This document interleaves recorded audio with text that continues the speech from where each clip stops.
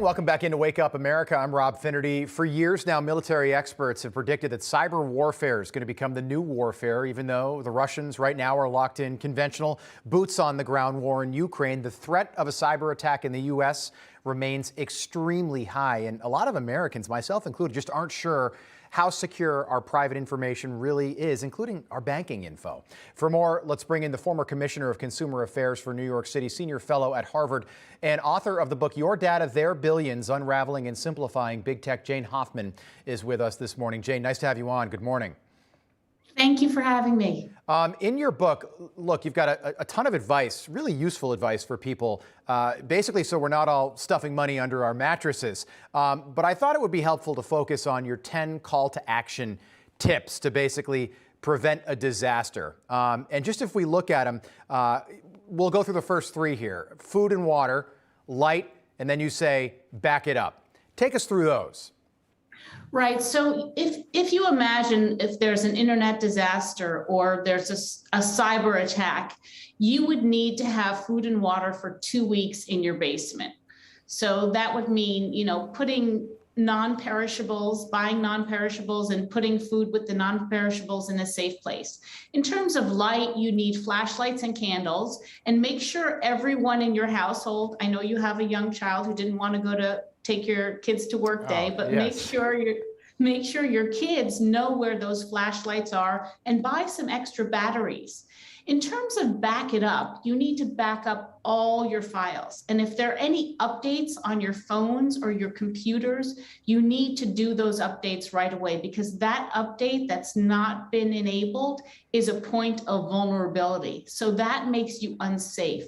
You need to do all your updates and make sure you let the seniors in your lives know, senior citizens or any elders around, how to update so that their systems are updated, because they are very vulnerable. Okay, we know what password protect is. Basically, it also is helpful to have strong passwords, not we know the old 1, 2, 3, 4, or your birthday or the town you're born in or live in or something like that. I thought this was interesting. Know who is emailing you. That's number 5. I have no idea, and I work in television, so I'm getting emails from all over the place, but how do I know who's emailing me?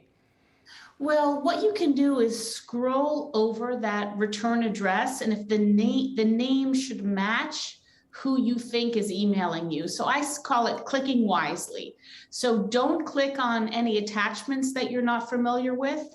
Don't click on an email from somebody you've never heard of, or it doesn't seem like something that should normally come to you. There are so many scams out there. And again, this is really important in terms of clicking wisely with your kids and the seniors in your family, because they might not be aware of that. Okay, that makes sense. In this one, and by the way, I'm not alienating anybody at home because I am right there with you when it comes to VPNs. I hear the ads all the time on podcasts that I listen to. I really have no idea what a VPN is, but apparently they've become really important in this new tech world that we live in.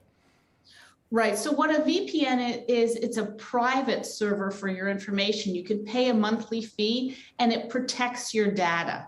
So your data doesn't get bought and sold if you buy a VPN, so that you have privacy for your data. Okay, and this reminded me, we're witnessing, this is day 65 of a war in Ukraine. This reminded me of Cold War era stuff. You say number 9 on your list is keep your car fueled or charged, of course, if you've got an electric car, and keep a lot of cash on hand. Why is that so important? I don't really keep a lot of dough on hand. Yeah, and most of us don't carry a lot of cash, but if there's a grid attack and you can't use an ATM, it would be really helpful to have cash on hand. So it's important to keep cash. You might not want to keep it under your mattress, keep it somewhere safe, but it's important to have cash on hand in case you can't use an ATM.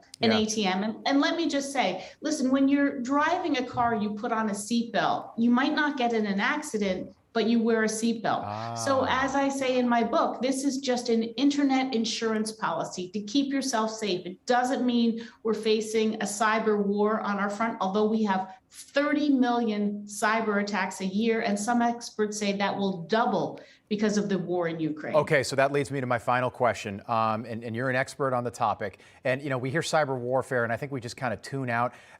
what's the likelihood, in your opinion, of you know, a good percentage of the American population being affected in some way, shape, or form by some sort of cyber attack in the not so distant future?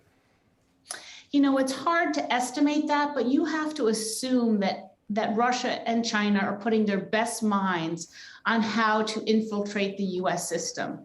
And ransomware is up 90%. And if there are 30 million attacks, typically I spoke to one researcher the other day who said this year there are going to be 60 million attacks. Wow. So while you might not be attacked directly, maybe your hospital will be held up for ransom, maybe your local city government, it means they're denied access to their computer systems. Yeah. So you just don't know where it could be and when it could happen. So be safe. Good to know. Jane Hoffman, enjoyed the conversation. So nice having you on this morning. Good to see you. Thanks for having me. Hey, I'm Rob Finnerty. Thanks for watching. If you enjoyed this video, please join the conversation in the comments below. Don't forget to subscribe, too. Hit the bell icon to be alerted to breaking news. And remember, there's a whole lot more on Newsmax TV, America's fastest growing cable news network. Newsmax TV, we're real news for real people.